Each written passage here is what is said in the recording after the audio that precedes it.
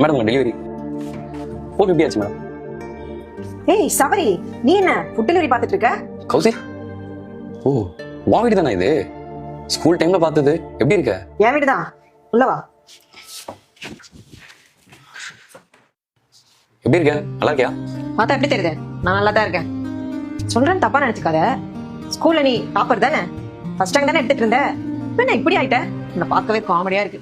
ஸ்கூல்ல நடந்ததெல்லாம் என்ன ஞாபகம் வச்சிட்டு இருக்கியா என்ன? ஒரு முறையாச்சும் என்ன ஃபர்ஸ்ட் ரேங்க் எடுக்க விட்டுருப்பியா நீ? ஸ்கூல்ல வேணா நீ ஜெயிச்சிருக்கலாம், ஆனா லைஃப்ல நான் தான் ஜெயிச்சிருக்கேன். இப்ப எதுக்கு பழசெல்லாம் பேசிட்டு இருக்க? ஜெயிச்சவங்க மறந்துடுவாங்க, ஆனா தோத்தவங்க மறக்க மாட்டாங்க. நீ காலேஜ்லாம் படிச்சிருந்தா நல்ல வேலைக்கு தான் போயிருப்ப. படிக்கலன்னு நினைக்கிறேன், அதான் இப்படி கேவலமான வேலைலாம் பார்த்துட்டு இருக்க. கரெக்டா? கௌசி, இப்ப எதுக்கு தேவலாம் பேசிட்டு இருக்க? இந்த ஃபுட்டுக்கான காசு கொடு, நான் கிளம்புறேன்.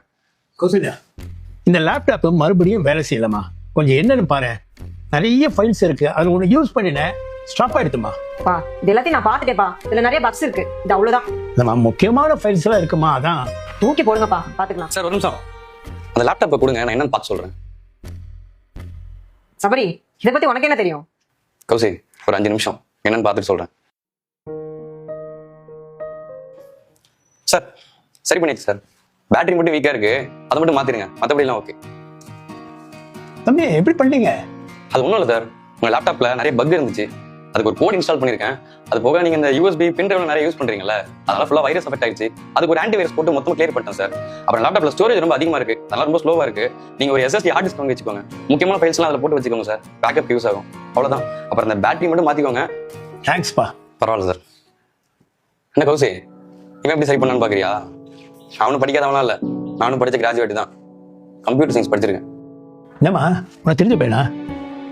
ஏம்பா, நல்லா படிச்சிருக்கீங்க, திறமையாவும் இருக்கீங்க, வேற வேலை பார்க்கலாம்ல? ஏன் சார், எல்லாருக்கும் படிச்ச படிப்புக்கான வேலை கிடைச்சிருதான்?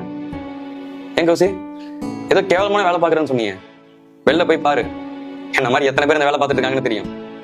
இதுக்கெல்லாம் யாரை குறை சொல்றதுன்னே தெரியல. எங்களுக்கு சரியான வேலை வாய்ப்பை ஏற்படுத்தி கொடுக்காத கவர்மெண்ட்டை குறை சொல்றதா, இல்ல வெறும் படிப்பு மட்டுமே சொல்லி கொடுக்குற எஜுகேஷன் சிஸ்டத்தை குறை சொல்றதான்னு? அதுக்காக இந்த வேலையை ஒன்றும் நான் குறைச்சலாம் போடல சார். இந்த வேலையினால தான் நான் சம்பாதிக்கிறேன், சாப்பிட்றேன், சுயமரியாதையோட இருக்கேன். இந்த காலத்துல 4 டிகிரி வாங்கினா தான் மதிக்கிறாங்க. திருடாம, பொய் சொல்லாம, உண்மையா உழைச்சு நல்லா சம்பாதிக்கிறாங்க பாருங்க, அவங்களும் மதிக்கப்பட வேண்டியவங்க தான்பா. ஆமா சார்.